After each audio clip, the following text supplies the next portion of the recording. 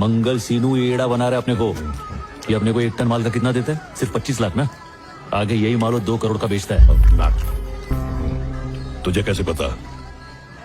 अब ना नागेश है ना, उसने सीनू के मोबाइल का झड़ती लिया। कोई चेन्नई के मुर्गन को बेच रहा है। मुझे तो पहले ही सीनू पे शक हो गया था। बहुत प्रॉपर्टी खरीद रहा है वो। अब क्या करने का है? करने का क्या है? उससे पूछने का है कि अपने को इतना कम काय को दे रहा है। सारा रिक्स और मेहनत अपन के और मलाई वो खा रहा है बेचारा। दला सीनू से जाकर रेट बढ़ाने की बात करें। हाँ तो तू जानता भी है वो कितना बड़ा? ठंड रख। सीनू को ऐसे भाव बढ़ाने को नहीं बोल सकते यार। क्या है ना कि उससे हमारा पुराना ताल्लुक है। अगर उसे बुरा लग गया ना तो हमारे रास्ते लग जाएंगे। क्या लेके आया? चटनी है मालिक। नहीं चाहिए, चले जा जी। एक काम करें क्या, तू ही उसके पास जा और भाव बढ़ाने की बात कर उससे।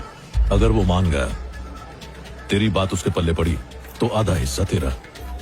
अगर नहीं माना तो तू कौन मैं कौन, हम एक दूसरे को जानते ही नहीं। क्या बोलता है? फिर तो जाने दो। उससे अगर बात करने का है ना तो भाई तुम ही करो। ठीक है, मैं देखता हूँ। क्या रे बुढ़ाओ, औकात देख रहा है ना अपने भाव की? कोंडा रेड्डी के बगल में बैठ के खाना खा रहा है। सच कह रहे हो तुम। एक दिन था जब 100-150 की मजदूरी करता था, आज काफी बड़ा आदमी बन गया है। तो चाचा, तुम्हारी बेटी के लिए इससे होनहार लड़का मिलेगा क्या तुमको? बोलो तो मैं बात करूं। ये क्या कह रहा है? ये अचानक मेरी बेटी की शादी की बात बीच में कहां से आ गई?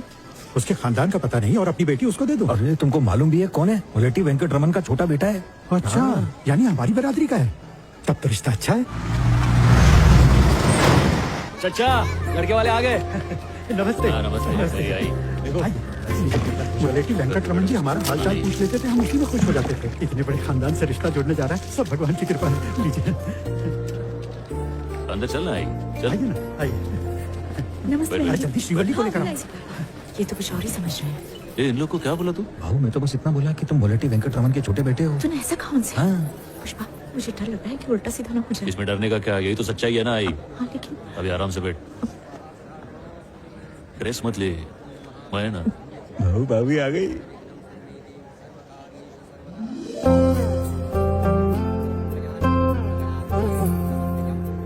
तुम्हें किसी की बुरी नजर ना लगे, ये लो। वो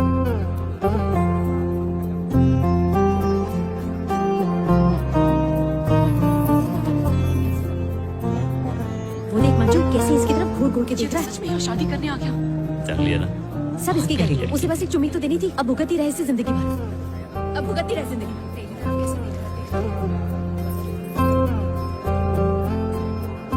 इसके जूस में जमाल कोटा मिला देना चाहिए था। एक खींच के लाफा दूंगी ना। भगवान श्री लक्ष्मी नारायण जी को साक्षी मानकर रंगमपेट ग्राम हम जब आम खरीदने जाते हैं तो पता करते हैं कि दशहरी है या हापुस।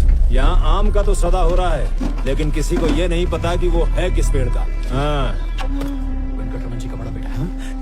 नमस्कार मोहन बाबू। रिश्ता जोड़ने से पहले 7 पुश्तों का पता करते हैं, लेकिन तुमने एक का भी नहीं किया। जानते हो अपनी बेटी किस नाजायज को दे रहे हो? क्या मतलब है आपका? मुझसे कहा था कि मुल्लेटी वेंकट रमन जी के बेटे हैं। ये आपके भाई नहीं है क्या? नाम में राजा जोड़ने से कोई राजा नहीं बनता, वैसे ही मेरे बाप का नाम जोड़ने से कोई नाजायज मेरा भाई नहीं बन सकता। बेशर्म औरत, लाज है सब बेच दी। पुष्पा तुझे मेरी कसम, मुझे कोई तमाशा नहीं चाहिए यहाँ। दे, ये ले राशन कार्ड। क्या कुछ दिखा उसमें? खानदान का नाम दिखा? बाप का नाम किधर लिखा है? नहीं लिखा बाबू, सिर्फ पुष्पराज लिखा हुआ है। यही तो कह रहा था, इसका कोई खानदान नहीं है। हमारे नाम के सहारे पे पल रहा है, नाजायज कहीं का।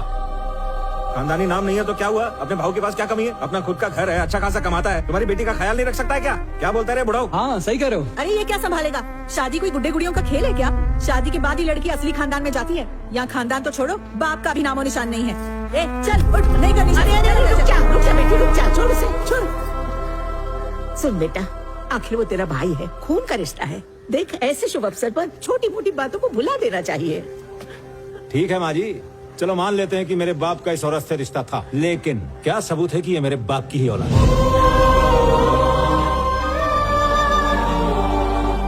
मेरे बाप ने मुझे बताया नहीं। क्या रे, तेरी माँ को भी पता है कि तेरा असली बाप कौन है?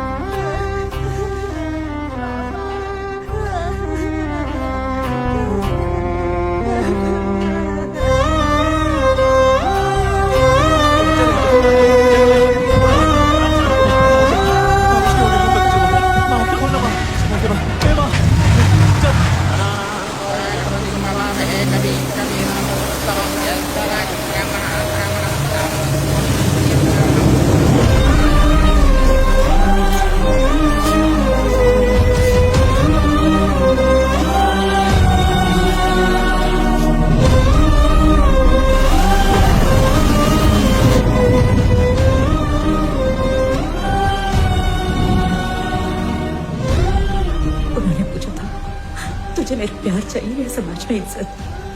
मैंने प्यार को चुना।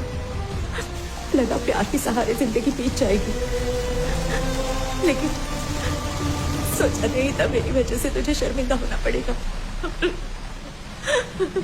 पता होता तो जब तू पेट में था तभी मैं जहर खा के मर जाती। मुझे माफ कर दे बेटा। बस बातें कर रही है तू? हाँ बस बस, तेरे सर पे चोट लगे नहीं इसलिए बहकी बहकी बातें कर रही है। चल सो जा अभी। ए ताई, इसको दवा खिला के सुला दे। माँ मत रोना, माँ रोना मत।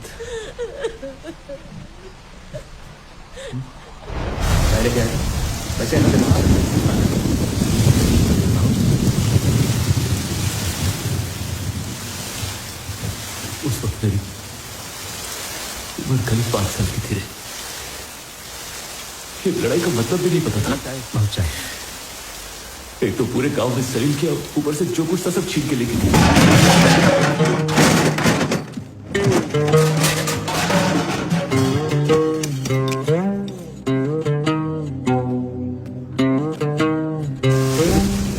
मेरे बापू ने ना मेरे को एक सोने का चेन दिया था मेरे जन्मदिन में।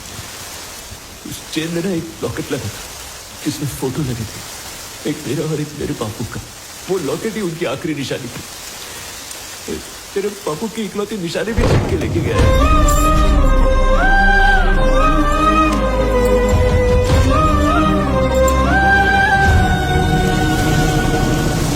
आज के बाद अगर मुझसे किसी ने कुछ छीना ना तो मैं चुप नहीं बैठने वाला। बहुत तेरे को 10 रुपया हो या 10 करोड़ मैं सबसे वसूलेगा बस।